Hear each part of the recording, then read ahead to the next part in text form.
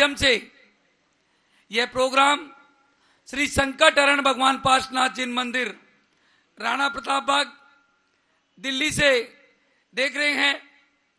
बंधुओं, मैं आप सभी को बता दूं कि ये महीना वह आने वाले 10 दिन, जिसे 10 लक्षण महापर्व, जो कि 10 तारीख से 19 तारीख तक है, हमारे जैन धर्म का सबसे बड़ा पर्व माना जाता है और सबसे बड़े दिन माने जाते हैं। इन दिनों में आप सभी का सौभाग्य है कि उपाध्याय श्री गुप्ती सागर जी महाराज ने कहा है कि एक एक बच्चे को, एक एक परिवार को दिल्ली में ही नहीं, भारत में ही नहीं, पूरे विश्व में मेरा ये आशीर्वाद है कि आप सभी लोग एक विशाल मंदिर जो 1500 गज जगह में यहां पर बनने जा रहा है, main GT Karnal road, Delhi जैसी जगह पर जहां लोग सोचते रहते हैं, उस जगह पे ये मंदिर उपाध्याय श्री के आशीर्वाद से बनने जा रहा है। बंधुओं, आप सभी से मेरा निवेदन है कि आप अपने परिवार की तरफ से एक शिला अवश्य लगा लेना, क्योंकि हो सकता है दोबारा ये पुण्य आपके जीवन में आपको मिले या ना मिले, परंतु जो पुण्य मिला है उसे आप सबको नहीं छोड़ना है।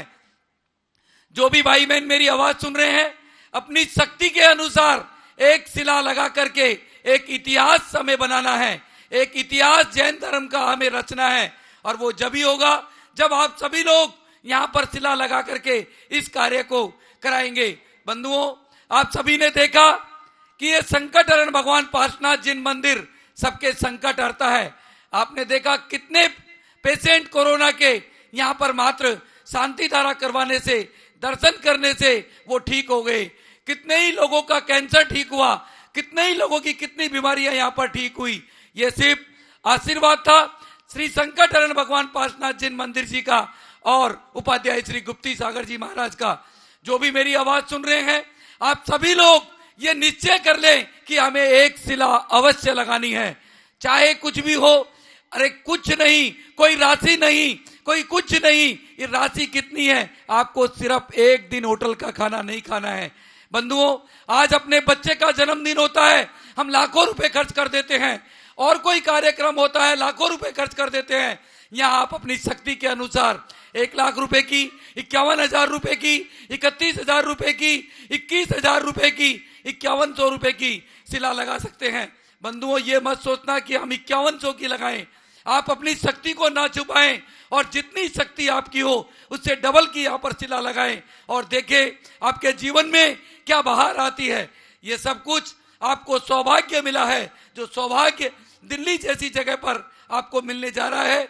ये कार्यक्रम आप सभी ने देखा, हमने रक्षाबंधन के पावन दिन पर यह कार्यक्रम शुरू किया था और दीपावली तक यानी 4 नवंबर तक चलेगा, क्योंकि रोज हमारे पास 10-20 नाम आते हैं, एक दिन में पॉसिबल नहीं है। सबकी शिलाएं जो कि सबके परिवार का नाम लिख करके यहाँ पर रखी जा रही है, वह यहाँ पर तैयार रहती है। आप आकर के स्वयं भी शिला लगा सकते हैं या फोन पर बुक करवा करके भी हमारे द्वारा यहाँ पर शिला लगवा सकते हैं। यह कार्य आप सभी को यहाँ पर करना है। आज उपाध्याय श्री ने आशीर्वाद दिया कि आने वाले 10 लक्षण महापर्व में कोई भी जैन परिवार दिक्कत ना पाए। जो बच्चे यहाँ पर रहते हैं, यहाँ पर पढ़ाई कर रहे हैं, चाहे वो हॉस्टल में रहते हैं, चाहे वो हॉस्पिटल में आए हुए हैं, चाहे वो किसी से मिलने आए हैं, बंधुओं, आप सभी के शुद्ध भोजन की व्यवस्था यहाँ पर आने वाली 10 तारीख से 19 तारीख तक की यहाँ पर की गई है। आप निसंकोच हमें यहाँ पर आकर के ये ग्रहण करके, और सभी लोग कभी भी हमें यहाँ पे बता दें कि हमारे इतने लोग यहाँ पर दिल्ली में हैं, उनके शुद्ध भोजन की व्यवस्था है। आप सभी के लिए यहाँ पर भोजन की व्यवस्था हमारे द्वारा की जाएगी। आप सभी लोग इसका भी लाभ लेवें, और कोई भी व्यक्ति, जो भी जैन परिवार मेरी आवाज सुन रहा है, कहीं भी बाहर का खाना ना खाएं। आपके लिए यहाँ पर पूर्ण सुविधा हमने की गई है। हो सकता है अगले साल तो हम आप सबके रहने की व्यवस्था भी यहाँ पर कर देंगे, क्योंकि गुरुदेव की सोच बहुत बड़ी है। वो कहते हैं कि जब हमारे धर्म के लोग अगर परेशान होते हैं तो हमें वो काम नहीं करना है। आप सभी के लिए यहाँ पर रहने की व्यवस्था, भोजन की व्यवस्था, दर्शन की व्यवस्था अपने आप है। आप सभी लोग जो भी बाहर से आएंगे, आगे आने वाले टाइम पे देखेंगे कि एक विशाल मंदिर, विशाल धर्मशाला यहाँ पर हमारे रहने के लिए, और धर्मशाला भी ऐसी वैसी नहीं, बिल्कुल आज की सुविधाओं के अनुसार आप सभी के लिए बनाई जा रही है। और साथ में आपको और कोई दिक्कत होगी तो यहाँ पर हॉस्पिटल भी बनने जा रहा है, जो कि हमने, आप सभी ने देखा, 15 अगस्त को यहाँ पर ओपीडी चालू कर दी, जिसमें 15 से 20 भाई बहन रोज हमारे समाज के व अन्य समाजों के यहाँ पर दिखा रहे हैं। उसमें भी मैं आप सबको बता दूं, हमने जैन समाज के लिए सबसे पहले 7 नंबर रखे हैं, 1 से 7 नंबर तक, यानी पहले आधा घंटे आपको लाइन में नहीं लगना है, आप सभी को आकर के तुरंत यहाँ पर दिखाना है। एक लेडीज डॉक्टर भी यहाँ बैठ गई और भी 2-3 डॉक्टर यहाँ पर इस हफ्ते से बैठने लग गए हैं। आप इस सुविधा का भी अवश्य फायदा उठा करके और लाभ लेवें। बंधुओं, एक और उपाध्याय श्री गुप्ती सागर जी महाराज के आशीर्वाद से आपने देखा 2019 में एक इतिहास हमने रचा था और करीब 4478 लोग श्री सम्मेश शिखर जी की यात्रा पर गए थे। 2020 में कोविड के कारण हम लोग नहीं जा पाए, परंतु 2021 में यह यात्रा हमारी राजधानी से 1 अक्टूबर को जाकर के 4 अक्टूबर को चल के 5 को वापस आएगी। यह यात्रा दिल्ली, नोएडा, फरीदाबाद, गाजियाबाद, लुधियाना, चंडीगढ़, अंबाला, जयपुर, अजमेर, किशनगढ़, मुंबई और इंदौर से जा रही है। ज्यादा लोग हम लेके नहीं जा रहे हैं, पर इस बार भी हम 1008 व्यक्तियों को यात्रा अवश्य कराएंगे। आप सभी लोग जिन्होंने टिकट नहीं बुक कराई है, आज आपसे निवेदन है कि आप कल शाम तक अपनी टिकट अवश्य बुक करा करके और यह भी धर्म लाभ लेवें। शिखर जी में भी आप देखेंगे कितने ही साधुओं के दर्शन, एक जगह पर आपको कम से कम 108 साधुओं के दर्शन करने को मिलेंगे। बंधुओं, हो सकता है आप कभी नहीं कर पाए, वह कार्य भी हम आप सभी के लिए यहाँ से कर रहे हैं। मेरी आवाज जो भी सुन रहे हैं, अपनी टिकट जल्दी से जल्दी बुक करा करके और हमें सूचना दे देवें। आने वाले 10 लक्षण महापर्व में यहाँ पर पूजा विधान होंगे। आप सभी लोग भारत चैनल के माध्यम से उसका भी लाभ सुबह 11 बजे से दोपहर 12 बजे तक देख सकते हैं, करवा सकते हैं। और टीवी के माध्यम से आप अपने परिवार की तरफ से भी शांति धारा, अभिषेक, भोजन, जो यहाँ पर 15 महीने से लगातार गरीब भाई बहनों के लिए किया जा रहा है, ये सभी आप सभी के सहयोग से हो रहा है। बंधुओं, आप सब अगर नहीं होते तो शायद इतने कार्य हम नहीं कर पाते। आप सभी से मेरा निवेदन है कि हमें हॉस्पिटल की नींव भी जल्दी से जल्दी रखनी है। 1 गज की राशि मात्र 1 लाख रुपए की है। अरे बंधुओं, जब अपना कोई परिजन हॉस्पिटल में हमने एडमिट करवाया, हमारे लाखों रुपए लग गए। आपको मेरा निवेदन है कि आप 1 गज की राशि मात्र 1 लाख रुपए अपने परिवार की तरफ से दे करके और इसका भी लाभ लेकर के और जिंदगी में ऐसा सोचें कि हमारे परिवार को कभी हॉस्पिटल नहीं देखना पड़े।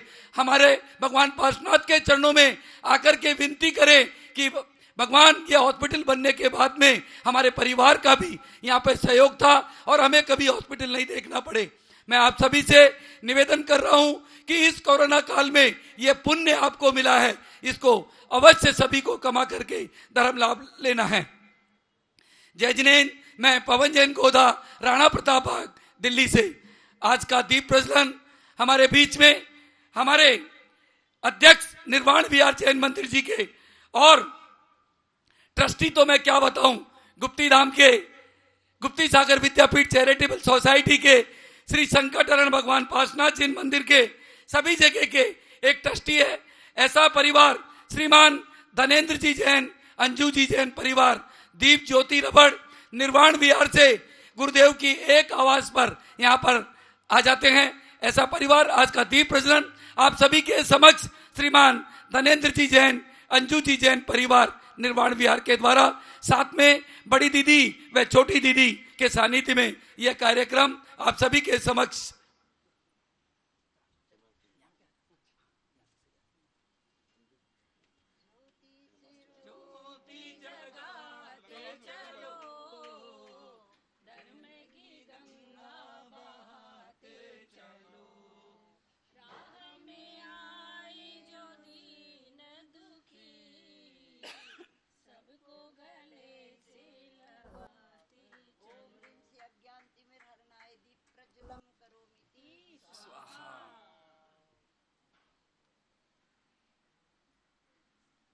ओम नमः सिद्धेभ्यः, ओम नमः सिद्धेभ्यः, ओम नमः सिद्धेभ्यः। तीन भुवन में सार भी तेरा ज्ञानता, शिव स्वरूप शिवकार, नमः त्रियोग संहारी के।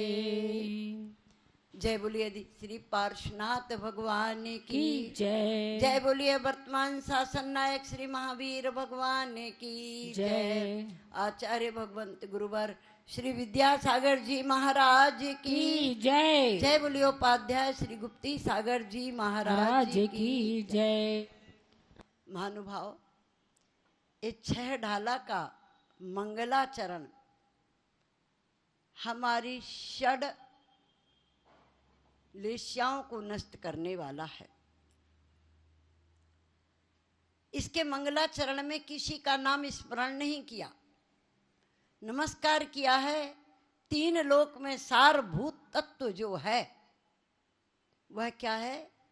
वीतराग विज्ञानता, जिसमें से राग का अंश भी नहीं बचा है।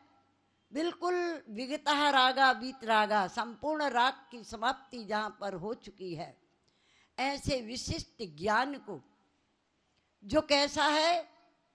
शिव सुखकार, शिव रूप स्वयं है और संसार के प्राणियों को शिव यानी कल्याण का देने वाला है।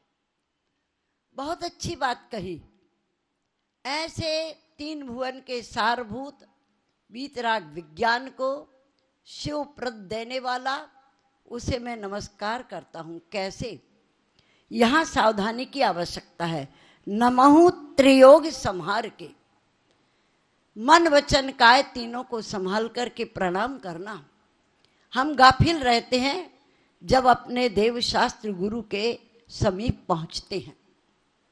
न जाने कौन सी अज्ञता हमारे अंदर उद्भूत रहती है कि ना तो हम वचनों से नमोस्तु बोल पाते हैं, न वचनों से गुणगान कर पाते हैं, और न स्थिर चित्ते से भगवान का स्मरण, गुरु का स्मरण कर पाते हैं, और ना ही पूरी काया को विनम्र करके।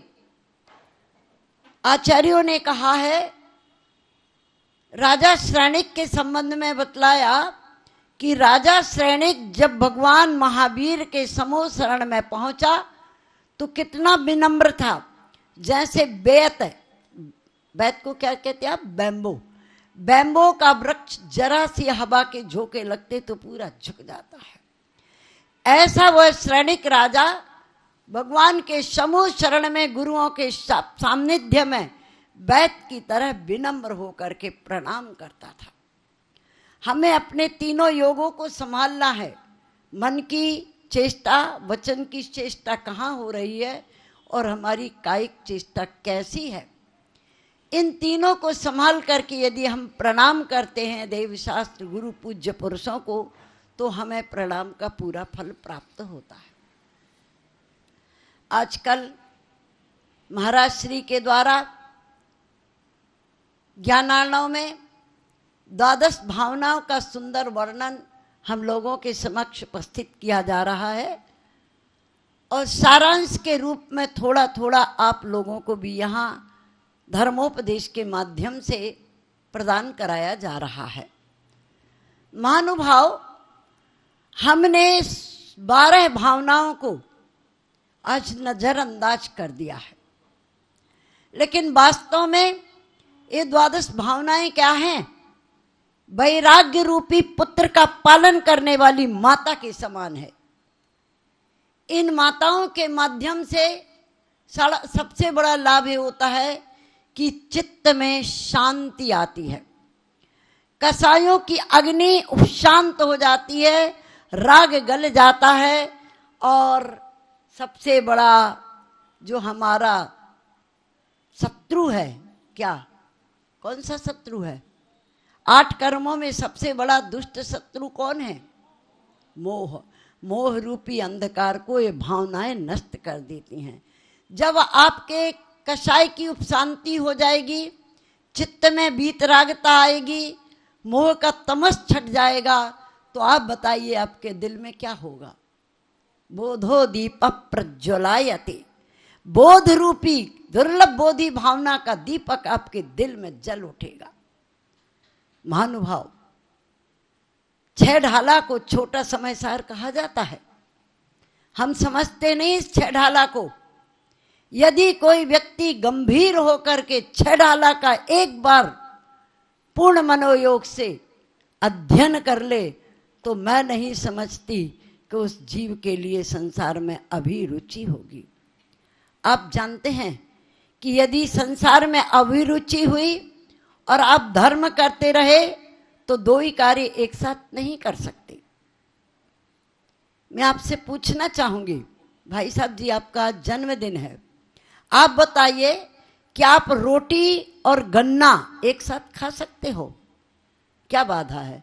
रोटी का ग्रास बनाइए, मुंह में टुकड़ा डालिए और गन्ने की गड़ेरी को मुंह में रख के चूसिए, चूस सकोगे? नहीं, क्योंकि रस तो आएगा, लेकिन जो रोटी खाई उसको कहां थूकोगे, क्योंकि छिलका थूकना पड़ेगा। तो जैसे रोटी को और गन्ने को एक साथ नहीं खाया जा सकता है, उसी प्रकार राग की और बीत राग की भावना को एक साथ नहीं भाया जा सकता। संसार में रहें और भगवान की पूजा करके, आराधना करके हम सोचें इससे आगे कुछ बढ़े बिना हमें मुक्ति का संपादन हो जाए, तो वही होगा जो गन्ना और रोटी खाने का होता है। महानुभाव, हमारा सच्चा और अधिक काल तक निवास कहाँ रहता है? हम आज तक अनादि संसार में किस स्थान पर अधिक निवास करते आए हैं? किसी को पता है? एक माता जी बोल रही, निगोद में। काले अनंत निगोद मझार बीत्यो इक इंद्री तनधार। एक श्वास में 8-10 बार जन्म्यो मरियो भरियो दुख भार।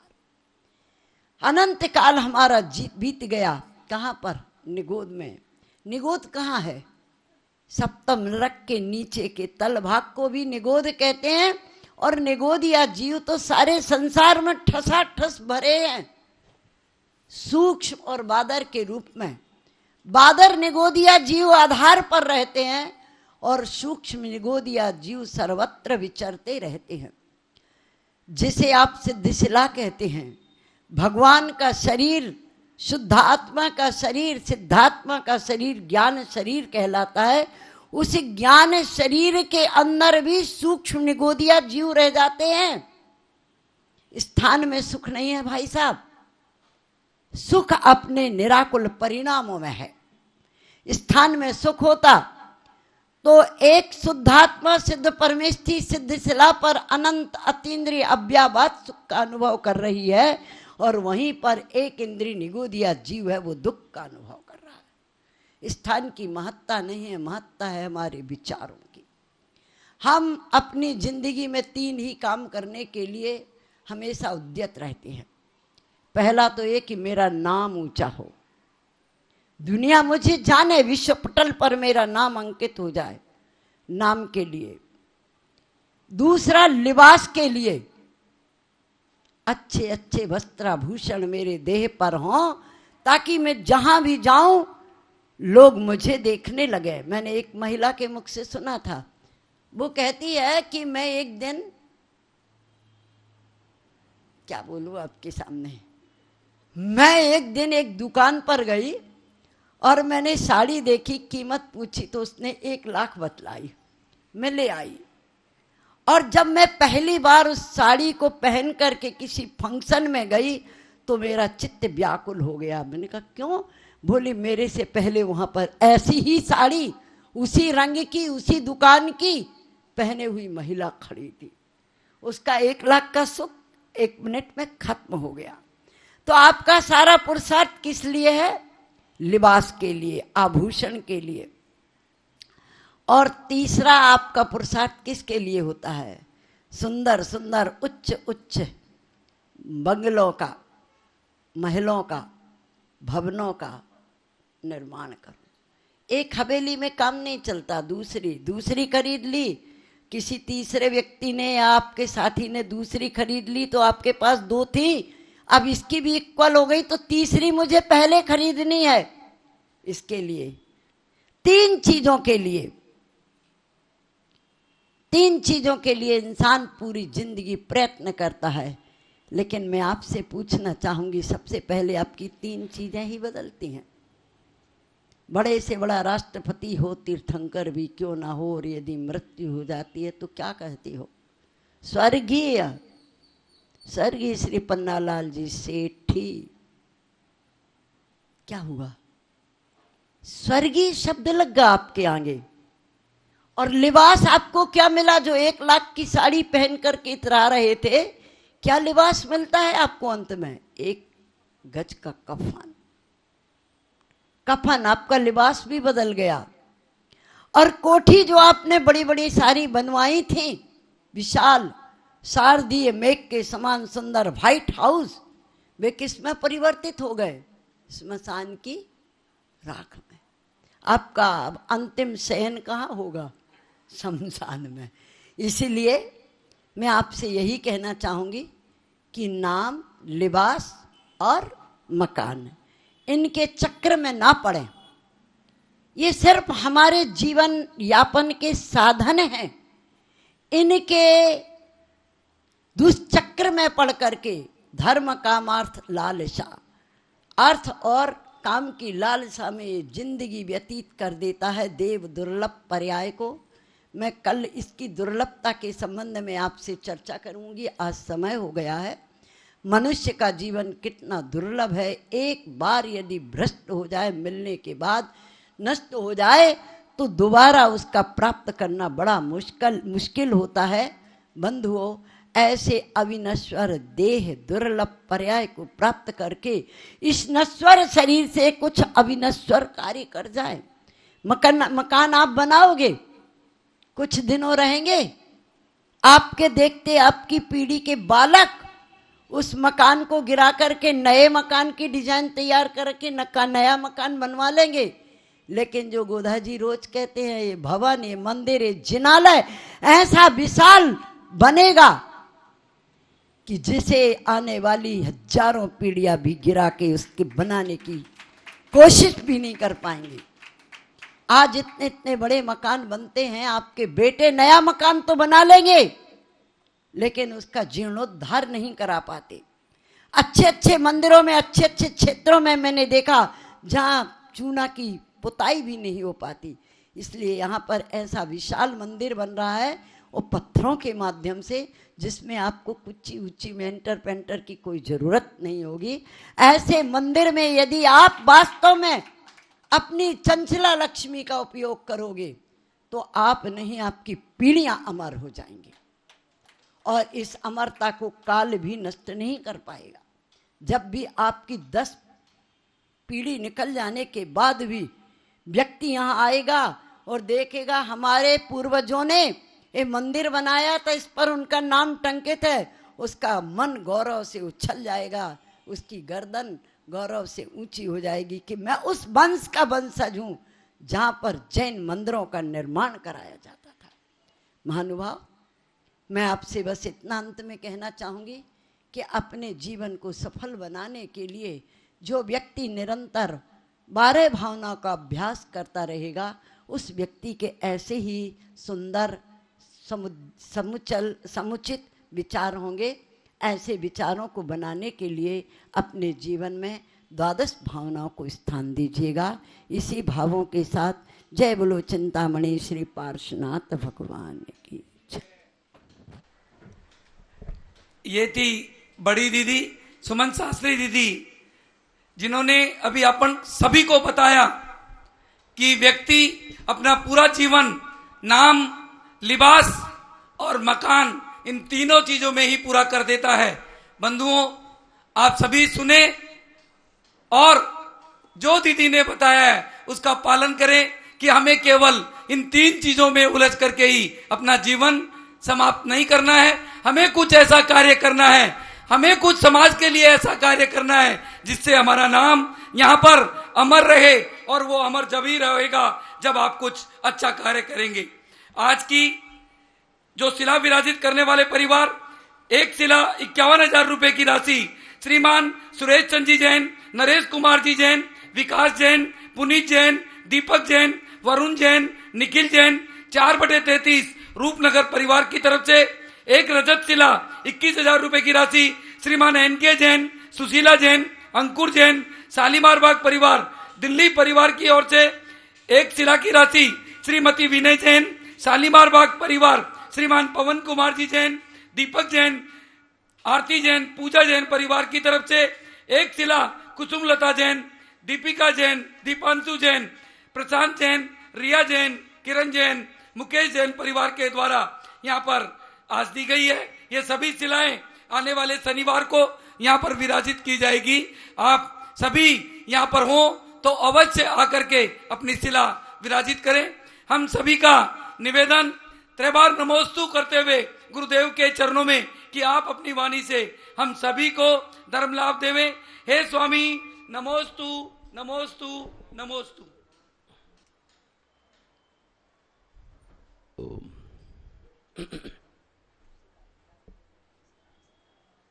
नमो जिनाणम। जय बोलिए विश्वबंधु भगवान महावीर स्वामी की, संत श्रोमणी आचार्य गुरुवर श्री विद्यासागर मुनिराज की जय। जय बोले उपाध्याय गुप्ती सागर जी महाराज।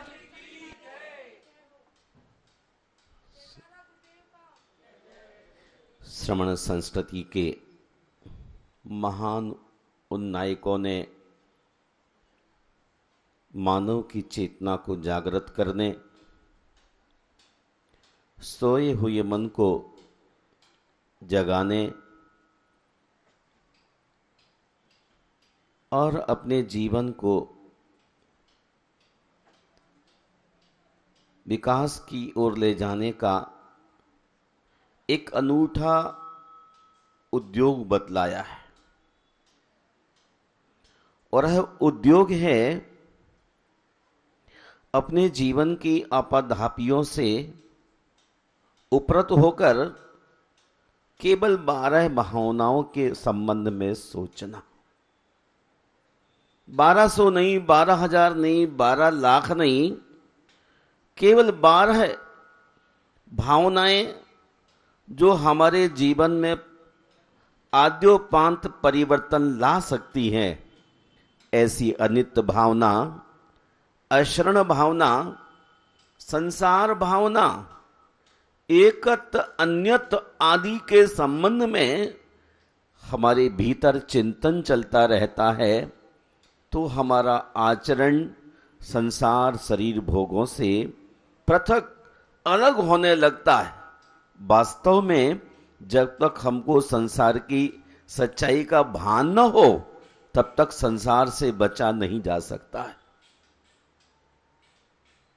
संसार की सच्चाई का भान जैसे ही व्यक्ति को हो जाता है वैसे ही वह भयभीत होने लग जाता है।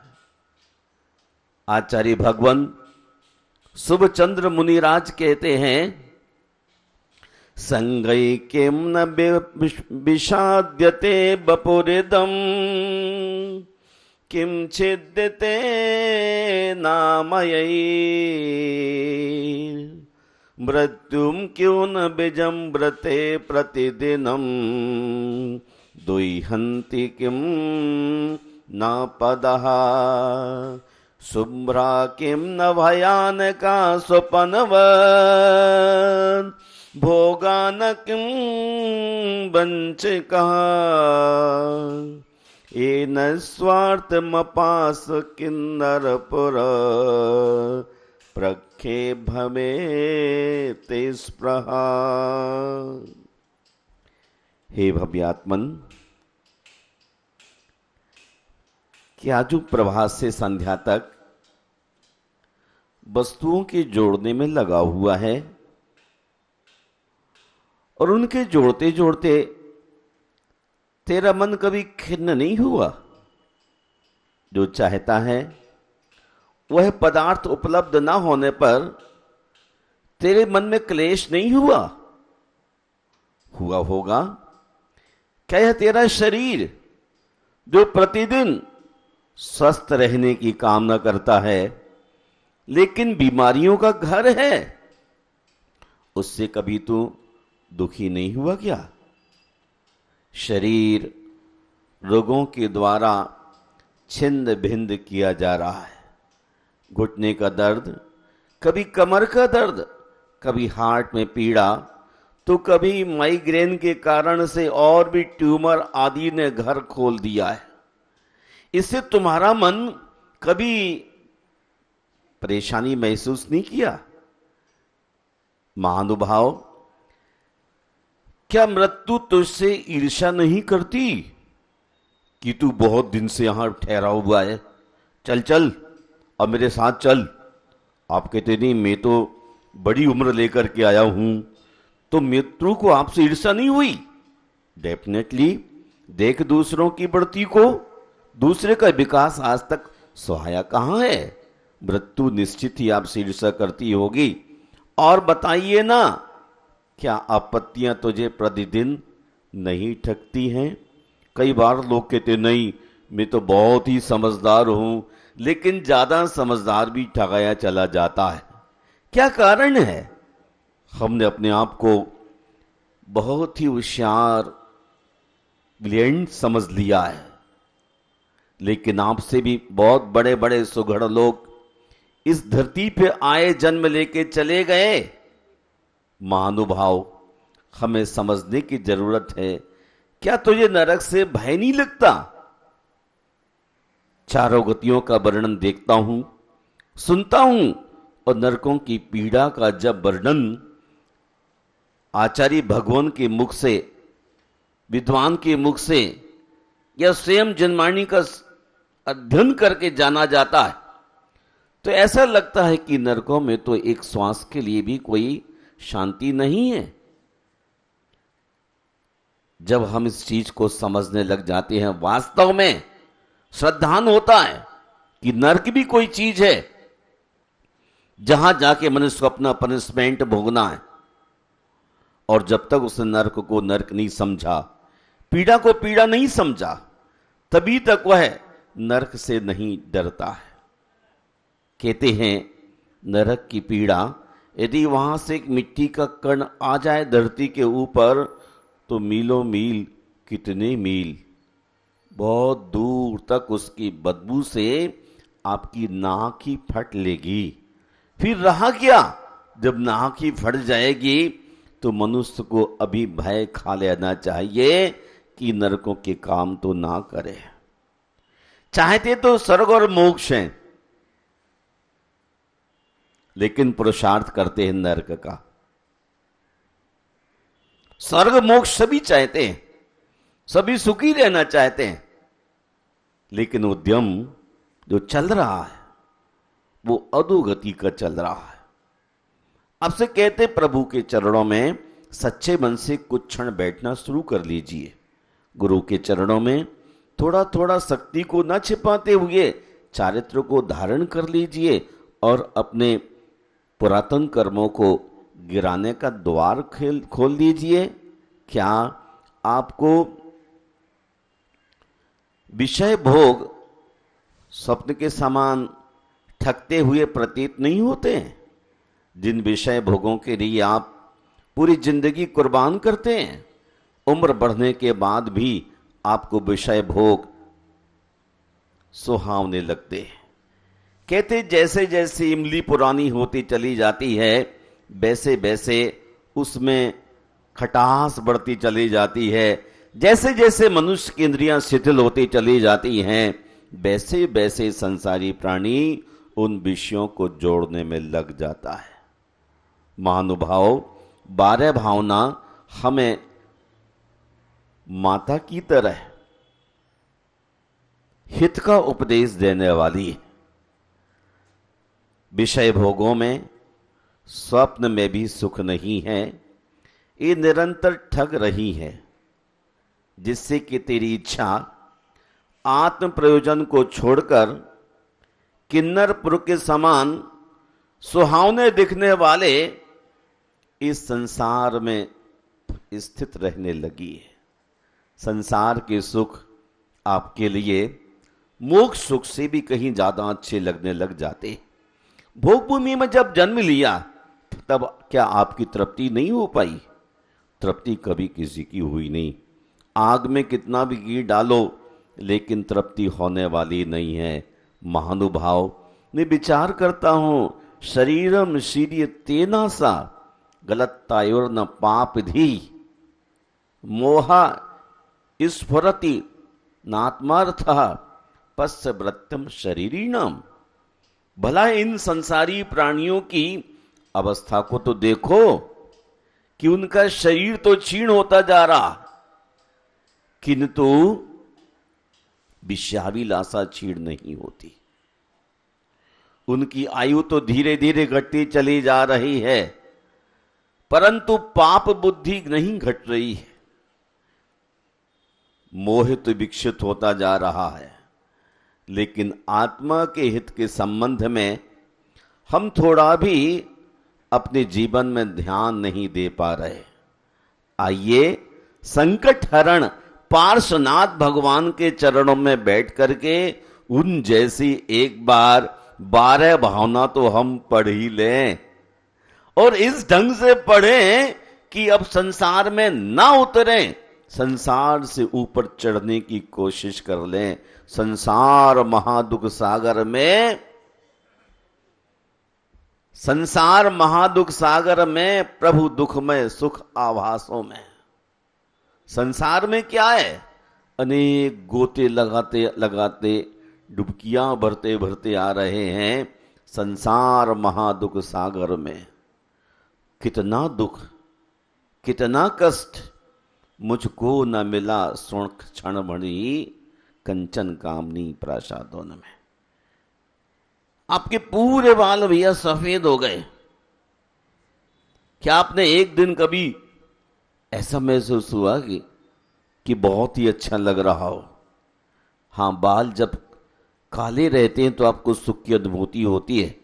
श्वेत होने, धवल होने लग जाते हैं तो आप दुख मानते हैं कि अब मेरा सौंदर्य झड़ने लगा है। लेकिन बालों से सौंदर्य नहीं है, विचारों से सौंदर्य है। हमें अपने अच्छे विचार बनाने की कोशिश करना है, क्योंकि इस महासंसार में यह प्राणी निरंतर दुख का आभास कर रहा है। इसे कहीं कभी कोई सुख क्षण भर भी नहीं मिला, न कंचन में, न कामनी में, न भवनों में, और न ही वेशभूषा में। अभी पूर्व वक्ता ब्रह्मचारिणी जी कह रहे थे कि 1 लाख रुपए की यूनिफॉर्म उसके लिए ऐसी लगी जैसे ना कुछ चीज हो। बड़े उत्साह के साथ तो क्रय की थी, लेकिन दूसरे को देखकर ना कुछ चीज लगी और भीतर का उत्साह बिल्कुल जीरो हो गया। मैं सोचता हूं नंबर 1 का आदमी रहूं, और नंबर 1 तो धरती पर कोई रह नहीं सकता तीर्थंकर के अलावा। और आप तीर्थंकर हो नहीं सकते क्योंकि आपका दिल हमेशा शरीर, संसार और भोगों में अलमस्त है। जिस रोज आप नंबर बन जा चाहते हैं, उसी दिन आपको एकाकी होने की जरूरत होगी। मैं एकाकी एकत्व लिए सभी आते हैं। अकेले आए थे और अकेले ही चले जाना है। लेकिन हमने ये सोचा कि संसार में आने के बाद हमें बहुत सारे सुख मिल गए, शरीर अच्छा मिल गया, धन अच्छा मिल गया, दोस्त अच्छे मिल गए, और आज्ञाकारी परिवार के लोग मिल गए। आप सोचते हैं ये मेरे बहुत फैन है, इनसे अच्छा कोई मेरा और डियर फ्रेंड नहीं हो सकता है। नौकर को भी आप ना मित्र समझने लग जाते, क्योंकि आपकी हर बात को इशारे से पहले समझ जाता है, और आप फिर उस नौकर के अधीन हो जाते। तन धन को साथी समझा था, न तन साथ दे रहा न धन साथ दे रहा, और साथी भी क्या करेंगे जब पाप का उदय आ जाएगा। आप निश्चय ही ध्यान कीजिए, मैं एकाकी एकत्व लिए सभी आते हैं। आप अकेला अवतरे मरके अकेला कोई आया है, जीप चला जाएगा। हमें आज पूरी तरह से इस बात को समझ लेना है कि संसार में हमें अकेले होने की बात सोचना है। क्यों भैया? इसीलिए, किस लिए? जिनको मैं अपना कहता हूं वो कोई भी तो अपना नहीं है। मेरे न हुए मैं इनसे अति भिन्न अखंड निराला हूं। निज में पर से अन्यत्व लिए निज समरस पीने वाला हूं। ये सब मेरे से अन्य है। जिनको मैं अनन्य समझ रहा हूं वो सब अन्य है। कोई मित्र हो, बंधु हो, भाई हो, पिता हो, वस्तुएं भी क्यों ना हो, वो सब हमसे भिन्न हैं। इसलिए तो कहते हैं अनित्य भावना के अंदर ये कोई भी चीज शाश्वत नहीं है। केवल एकमात्र हमारी आत्मा शाश्वत है। उस आत्मा के लिए, पाने के लिए, परमात्मा बनने के लिए हमें संसार की हर चीज को छोड़ना है। जिनके श्रृंगारों में मेरा यह महंगा जीवन घुल जाता, अत्यंत असुचि जड़ काया से इस चेतन का कैसा नाता। शरीर के श्रृंगारों में हमारी इतनी महंगी कीमती जिंदगी। अच्छा मुझे बताइएगा, यदि आपके पैर मिट्टी से, कीचड़ से गंदे हो गए तो क्या करेंगे? जल से धोएंगे? अरे कुछ लोग तो पैरों को धोने के लिए अमृत से भरा हुआ घड़ा इस्तेमाल करने लग जाते हैं। उनके अगर बटन टूट जाते हैं तो गले में जो मोतियों का हार पड़ा उसे तोड़कर धागा निकाल लेते, इस्तेमाल करते हैं। क्या समझदारी है? आज तो मुझे ऐसा लग रहा है कि सारे असमझदार मिलकर के समझदारी की बात करने लग रहे हैं, और जो सम्यक दृष्टि भीतरागी निर्ग्रंथ मुनि हैं उनसे कहते नहीं, आप क्या समझते हैं, बस मुझे संसार समझना ही नहीं है। हमारे आचार्य भगवान के पास बहुत बहुत साल पहले पहला एक शिष्य आया और वो टीचर था, और उसने कहा मुझे साधु बना लीजिए। उन्हें साधु बना दिया, लेकिन वह रोज की जिंदगी में ही कहता अपने गुरुवर को कि आप क्या समझते हैं। उन्होंने एक दिन कह ही दिया, मुझे संसार नहीं समझना है, मुझे वैराग्य समझना है। तुम्हें 60 साल के अपने संसार के अनुभव हैं, मुझे संसार नहीं समझना। हर बार आप कहते आप क्या समझते हैं। इसलिए उन्होंने सारी जिंदगी वृद्धों को दीक्षा ना दी, लेकिन अब वृद्धों को दीक्षा देने का प्रोजेक्ट बना दिया कि 40-40 साल से ऐसे बुजुर्ग आदमी लगे हुए हैं सांस, इनका भी भला होना चाहिए। महानुभाव, जब आप इस अपनी दुराग्रह पूर्ण वृत्ति के लिए छोड़ देते हैं, कदाचरण से हट जाते हैं और दिन रात शुभ क्रियाओं में लग जाते हैं, तब गुरुवर का हाथ भी आपके सिर पर होता है और आपके अशुभ छटने लग जाते हैं। मैं आप सबके मंगल की कामना करना चाहता हूं, और ऐसे पारस प्रभु के चरणों में आप प्रतिदिन अपनी श्रद्धा के सुमन भेंट करते हैं, और आपकी श्रद्धा इतनी ब्रॉड, इतनी विशाल, इतनी महत्वपूर्ण हो गई होगी कि आप निश्चित ही पारस प्रभु की तरह महाव्रतों को धारण करके महात्मा होने का संकल्प तो करने ही वाले होंगे। गुरुदेव कहते यदि आप संत न बन पाए तो संतोष धारण कर लें, और संतोष धारण करके एक जगह ठहर जाएं और अपने द्रव्य का सदुपयोग करना सीख जाएं। ऐसा ना हो कि आप निरंतर जोड़ते जाएं, नाव में जल बढ़ता जाए, एक दिन डूब जाए। ये जीवन की नाव भी एक दिन डूब जाए तब क्या करेंगे?